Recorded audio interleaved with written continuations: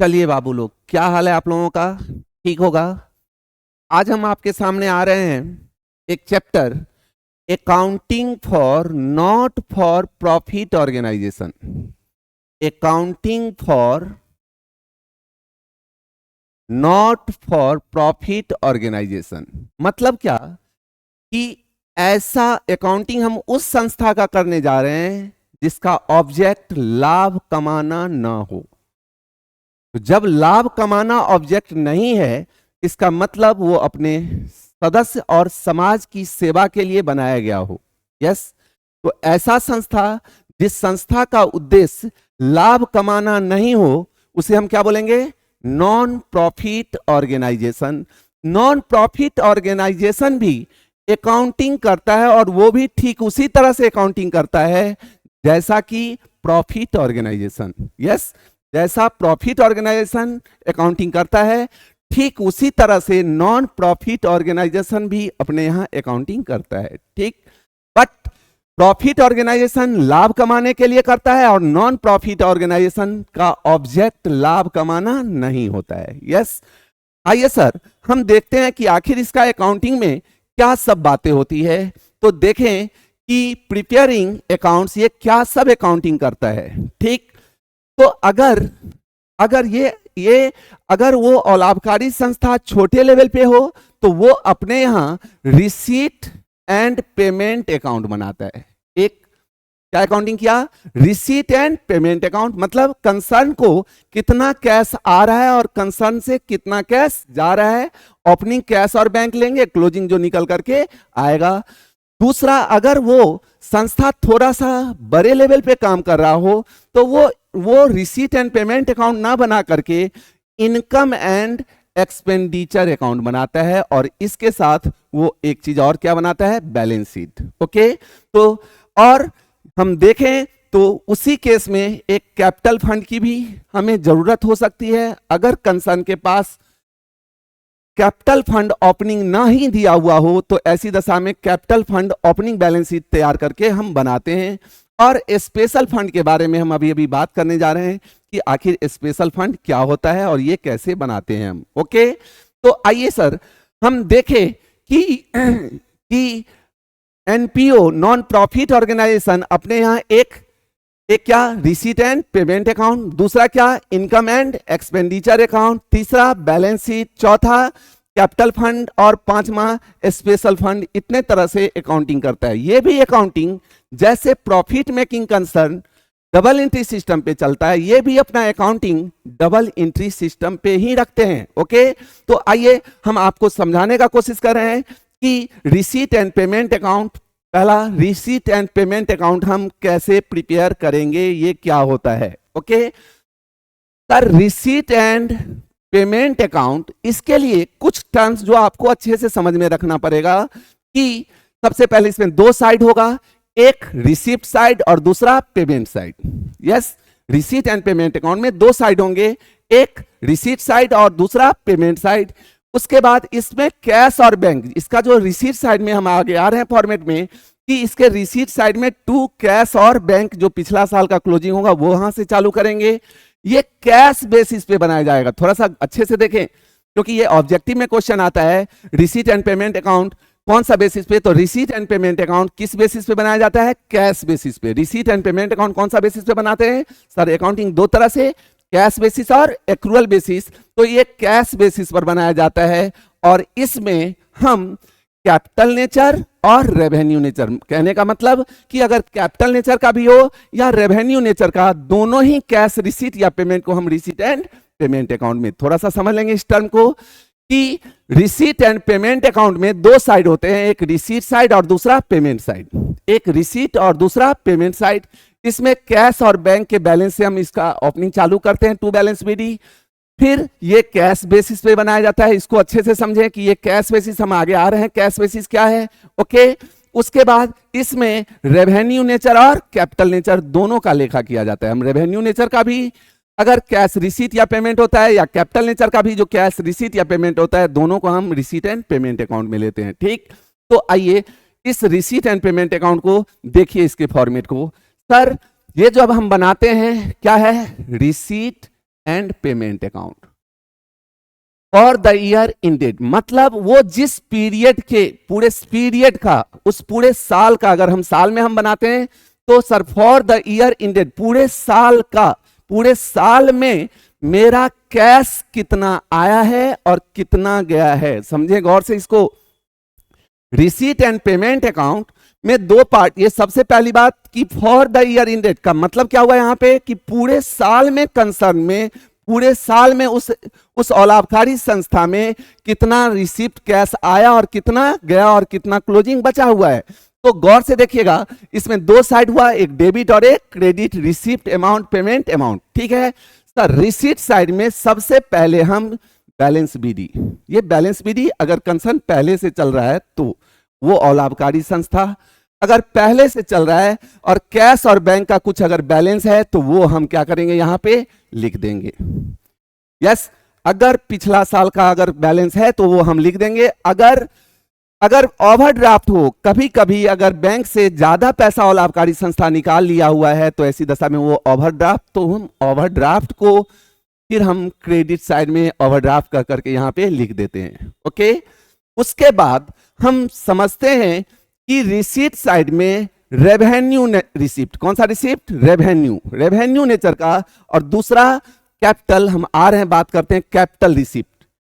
जो भी रिसिप्ट के, क्योंकि कैश बेसिस कहता है कि उस साल में, उस ईयर में, जिस साल का हम रिसीट एंड पेमेंट अकाउंट बना रहे हैं, उस साल में जितना भी रिसिप्ट हुआ है, चाहे करंट ईयर का या प्रीवियस ईयर का या नेक्स्ट ईयर का अभी रिसिप्ट हुआ है, उन सभी रिसिप्ट को हम रिसिप्ट साइड में डालेंगे। कैश बेसिस कहता है कि उस साल में जितना भी रिसिप्ट हुआ है, चाहे वो कैपिटल नेचर का या रेवेन्यू नेचर का, चाहे वो रेवेन्यू नेचर का हो या कैपिटल नेचर का, यस, चाहे वो उस साल का हो या पिछला साल का कैश अभी हमको मिला है तब भी हम इसी में लेंगे, और अगले साल का अगर एडवांस हमको अभी मिल गया है तब भी हम क्या करेंगे, इसमें ले लेंगे। यस, तो आइए सर, जैसे हमने आपसे बात समझाने के लिए थोड़ा सा बात कर रहे हैं कि रेवेन्यू रिसिप्ट में जैसे सब्सक्रिप्शन और लाभकारी संस्था के लिए चंदा, सब्सक्रिप्शन बहुत ही ज्यादा इंपॉर्टेंट, सबसे ज्यादा वहीं से पैसा आता है। यस, तो सब्सक्रिप्शन जितना भी करंट ईयर का जितना मिला, फिर नेक्स्ट ईयर का, अगले साल का अभी ये जितना मिल गया है, या प्रीवियस ईयर का जो बाकी था वो चंदा अभी दिया है, उन सभी को जोड़ करके हम क्या करेंगे, बाहर में ले लेंगे। यस सर, तो ये कैश बेसिस, ये कौन सा basis?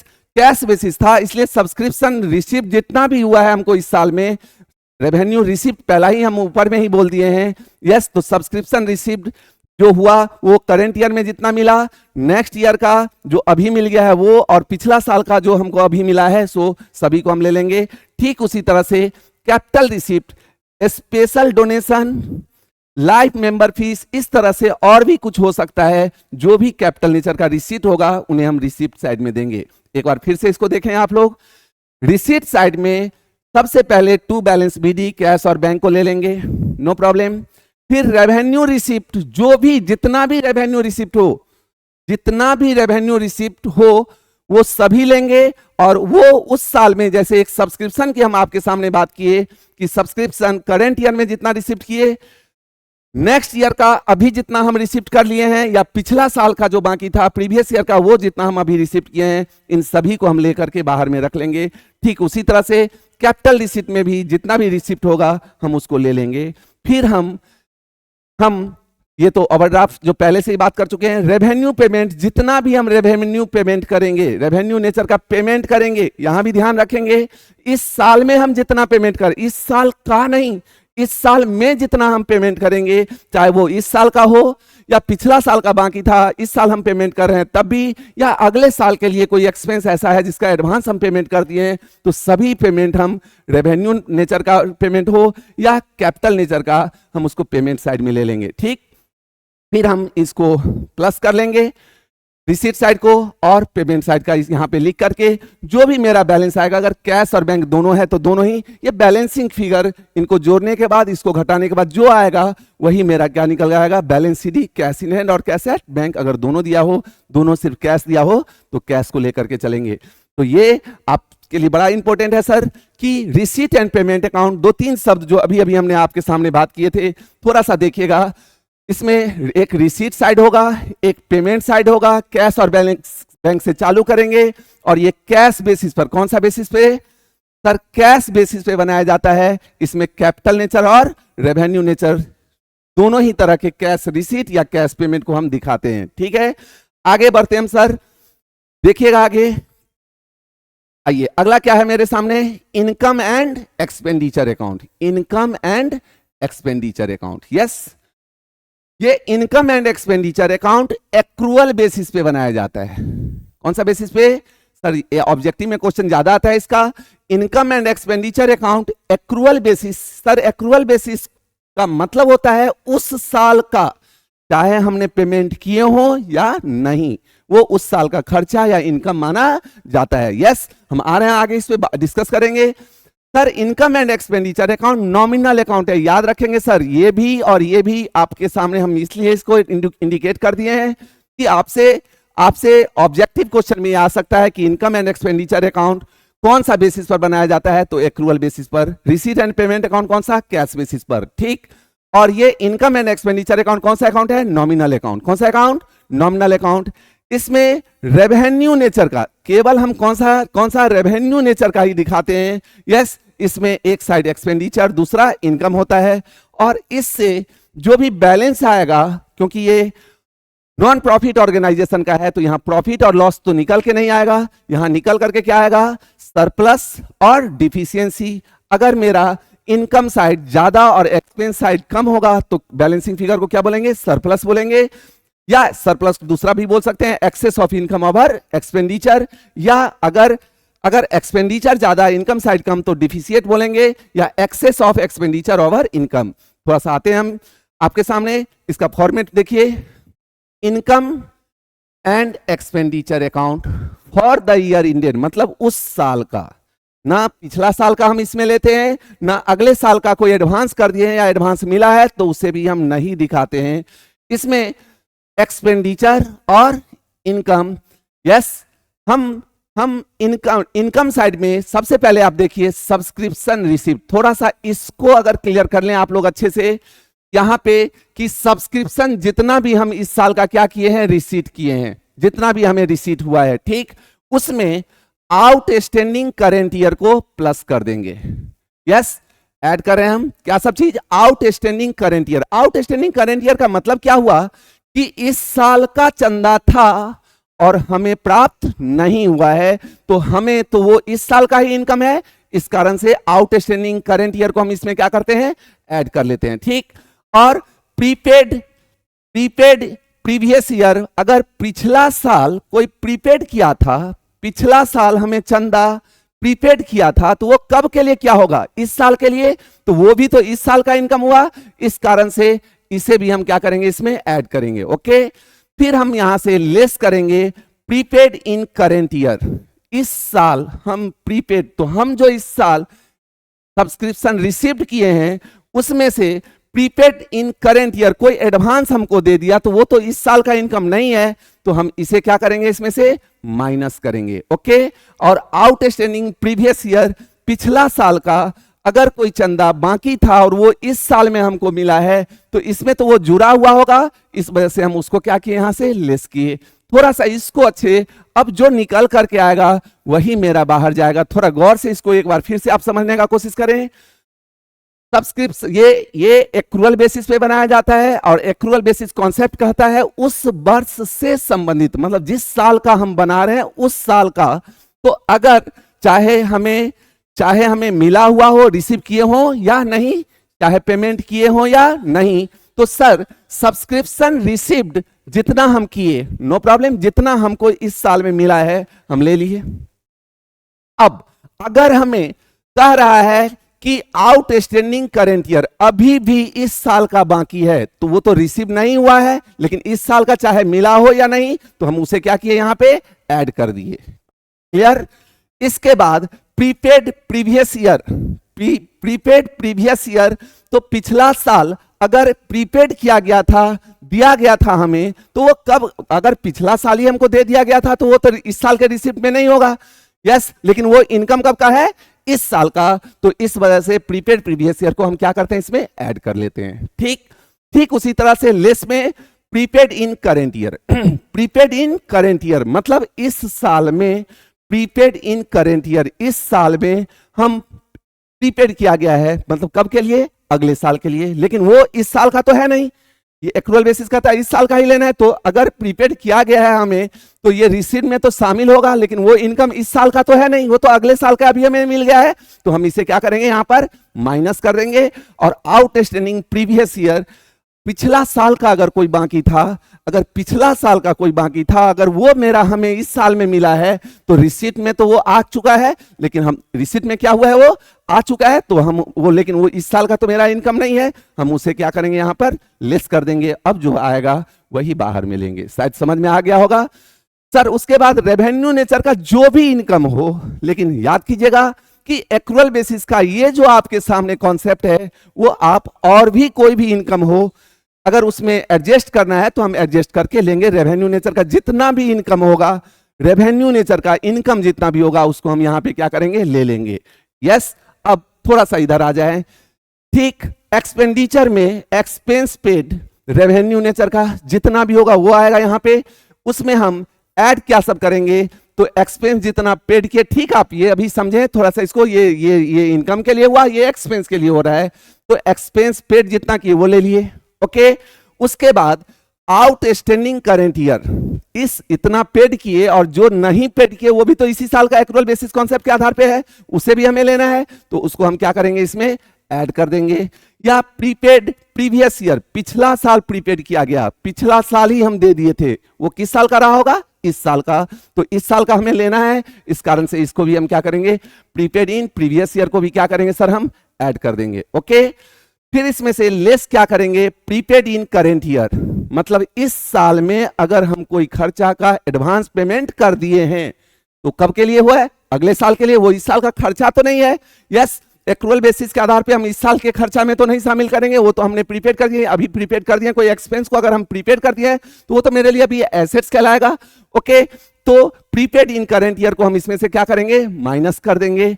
Outstanding previous year, sir पिछला साल बाकी था, उसका पेमेंट अगर हम इस साल किए हैं तो वो भी तो मेरा इस साल का खर्चा नहीं है, तो लेकिन वो खर्चा इसमें तो शामिल है, इसलिए हम इसको भी यहां पे से क्या करते हैं, माइनस कर देते हैं। तब जो निकल के आता है वो हम बाहर करेंगे। ऐसा ही हम रेवेन्यू एक्सपेंडिचर जितना भी हो, सैलरी हो, जो भी हो, रेंट हो, कोई भी चीज जितना भी रेवेन्यू एक्सपेंडिचर होगा, हम सभी के लिए यही काम कर लेंगे।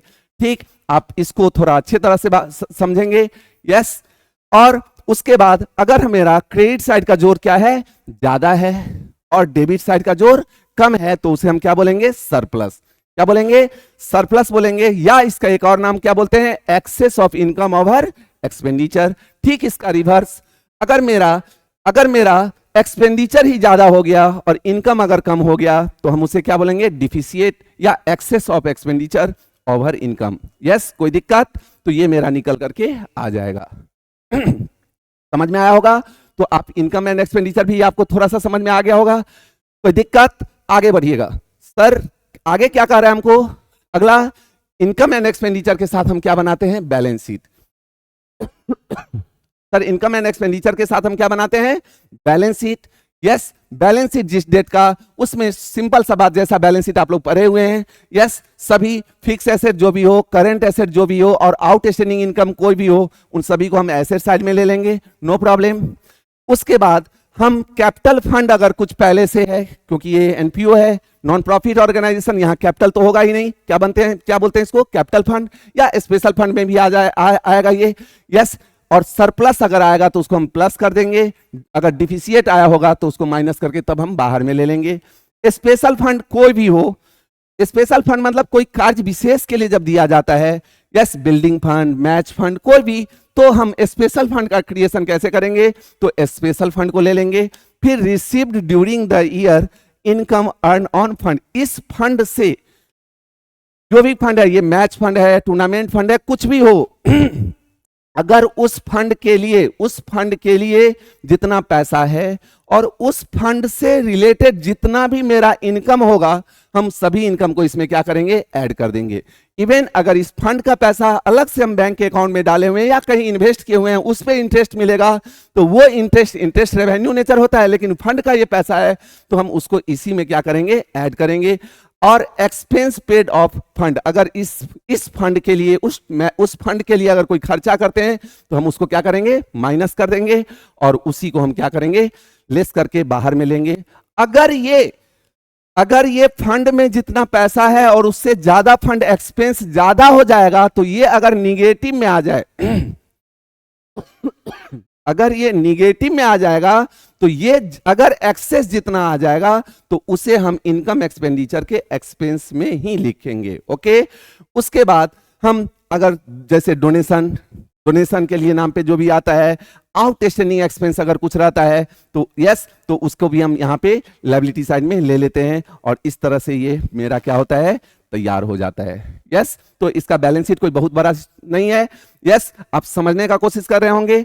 आगे इसमें कभी कभी ये कैपिटल फंड हमें नहीं दिया हुआ होता है क्वेश्चन में। यस, अगर मतलब क्या ओपनिंग कैपिटल नहीं दिया हुआ है, कैपिटल फंड नहीं दिया हुआ है, तो हम उसके लिए हम निकाल सकते हैं।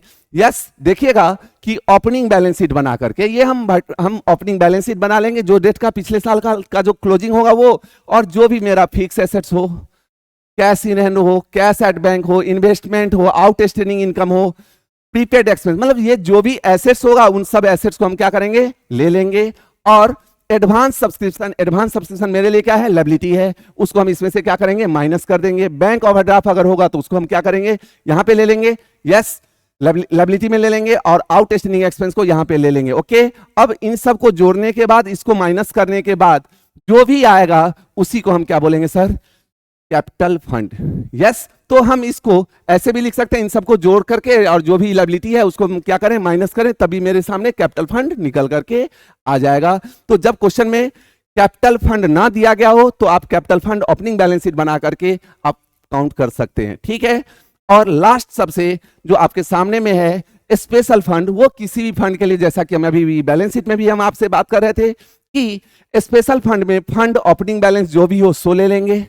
ठीक, उसके बाद एनी रिसिप्ट ऑफ फंड, उस फंड से रिलेटेड जितना भी रिसिप्ट होगा उन सभी रिसिप्ट को ले लेंगे, जिसके बारे में याद रखेंगे कि अगर कोई स्पेशल जैसे बिल्डिंग फंड है और बिल्डिंग फंड का पैसा को हम इन्वेस्ट कहीं किए हुए हैं, उससे जो इंटरेस्ट मिलेगा तो उसे भी हम इसी में लेंगे।